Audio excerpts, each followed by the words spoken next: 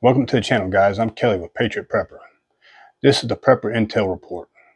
What I'll be going over is intel that is going on that could affect you. I'm going to try to keep these intel videos relatively short because I know y'all got more important shit to do than listen to me. So let's go ahead and get this shit kicked off. And man, today do I have some major news for you. But first, for the people that just found my channel, please go ahead and hit that subscribe button, smash that bell icon so you get notified when I release new videos. Things just got even more interesting in the Middle East and in Ukraine. Most people don't realize this yet, but we've entered a time of global war. While millions of us in the Western world not paying attention, an all-out war is threatening to erupt in the Middle East. Ukraine has just launched a surprise invasion into Russia.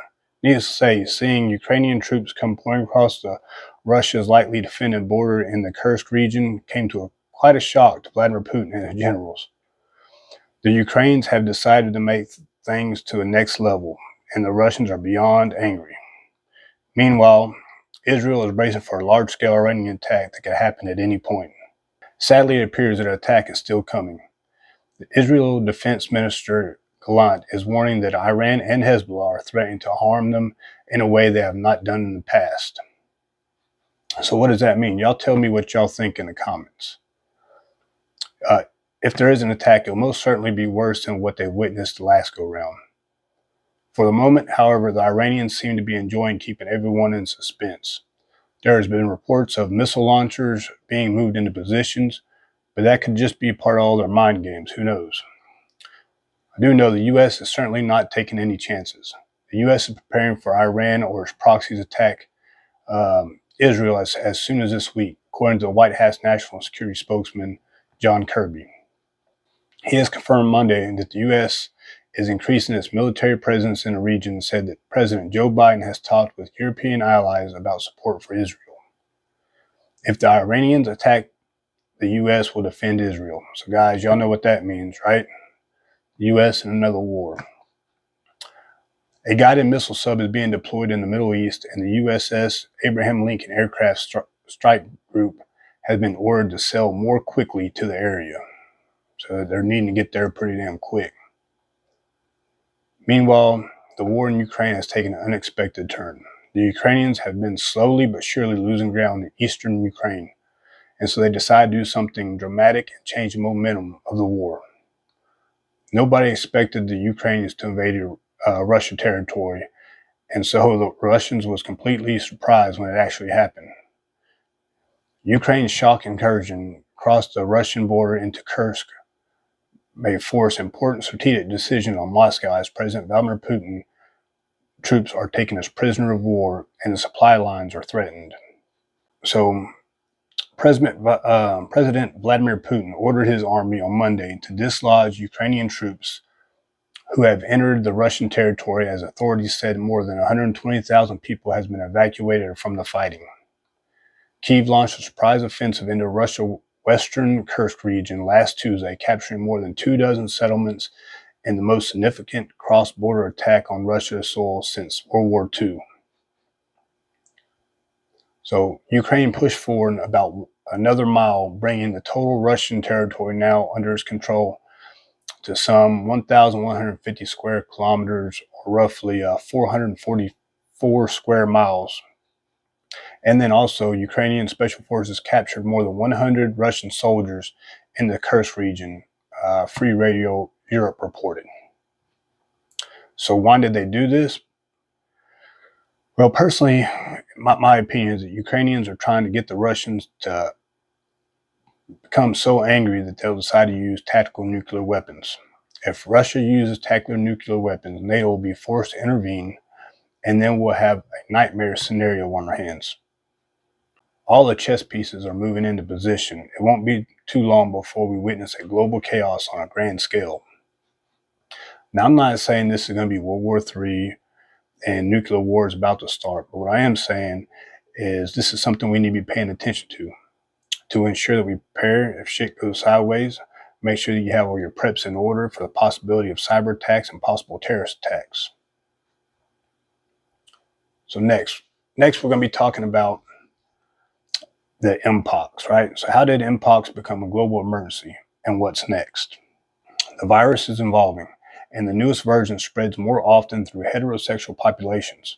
Sweden reported its first case outside of Africa.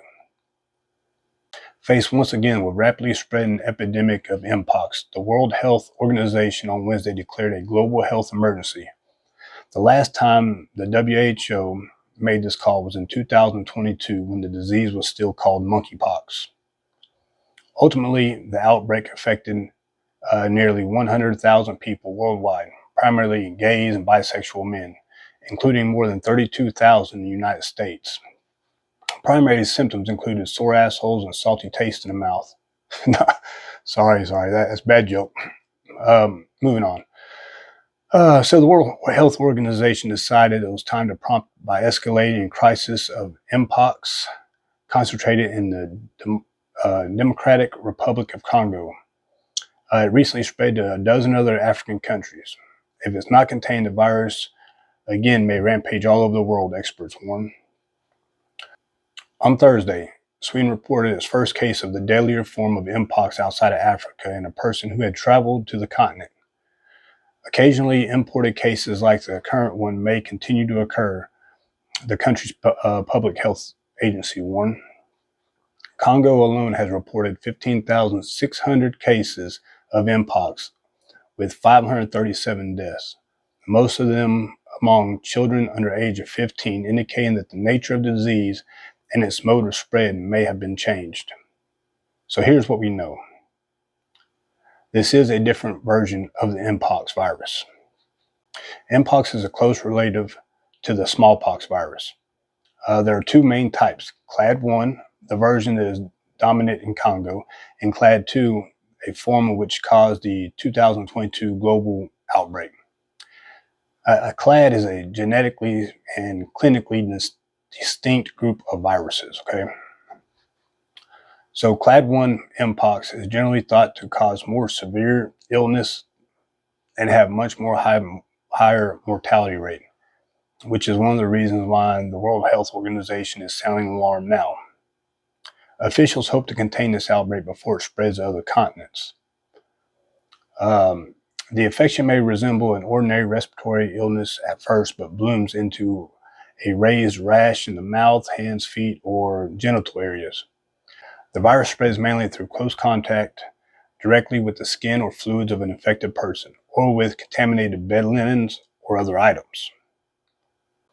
Scientists learned in the 2022 outbreak that the mpox can spread in the absence of symptoms, and the rash may be mistaken as other diseases such as measles, chickenpox, particularly in young children. So who's getting affected this time? So in the 2022 outbreak, mpox spread globally mainly among, like I said, gay and bisexual men. Behavioral changes in that community helped contain the virus, and vaccinations at the time or now can help protect them. Until recently, most cases in Congo resulted in from consumption of contaminated meat or close contact with infected animals and people.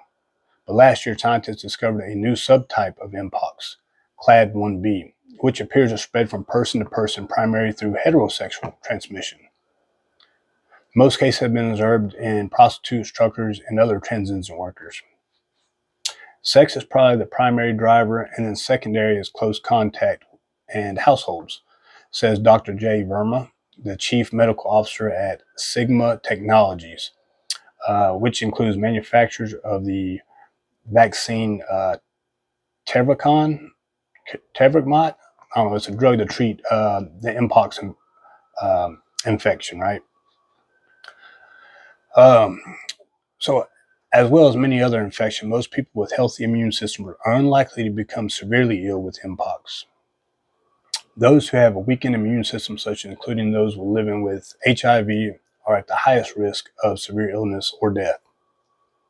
Older adults who typically are more susceptible to infections may be least somewhat protected by their childhood vaccination for smallpox, which ended in the United States in 1972.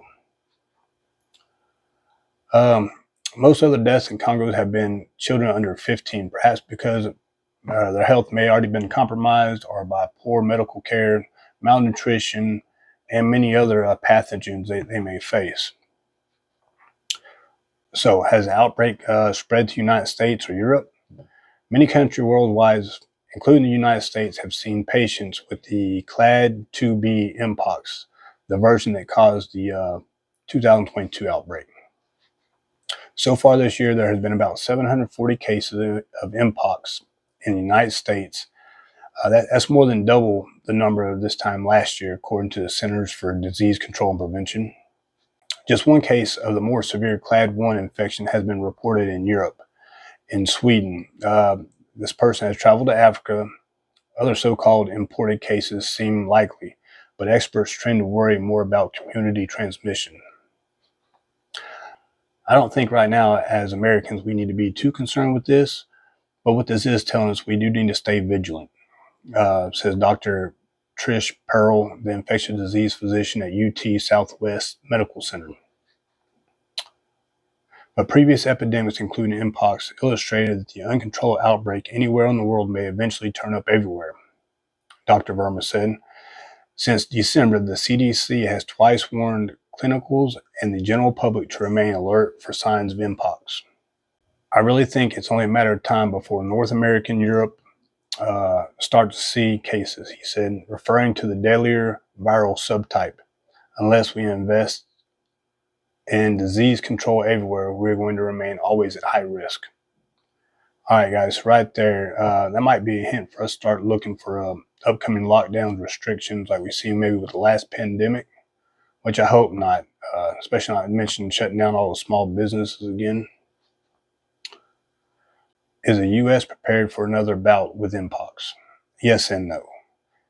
Scientists have learned a lot about the virus in 2022 and have identified vaccines and treatments, but they don't fully understand how the deadlier virus is spreading in Africa, especially among children, young children, who are at most risk.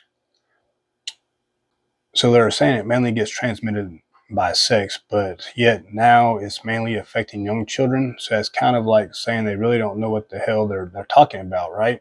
I mean, and don't know how the virus spreads.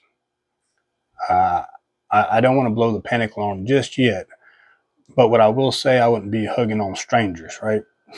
Make sure you wash your hands regularly. Invest in hand sanitizer as of right now. Remember, the last pandemic, toilet paper was a hot commodity. All right, guys, I hope y'all enjoyed this video and was able to get something out of it. If you was, so please like the video, subscribe, share. Thanks for watching. Patriot Prepper out. They call me a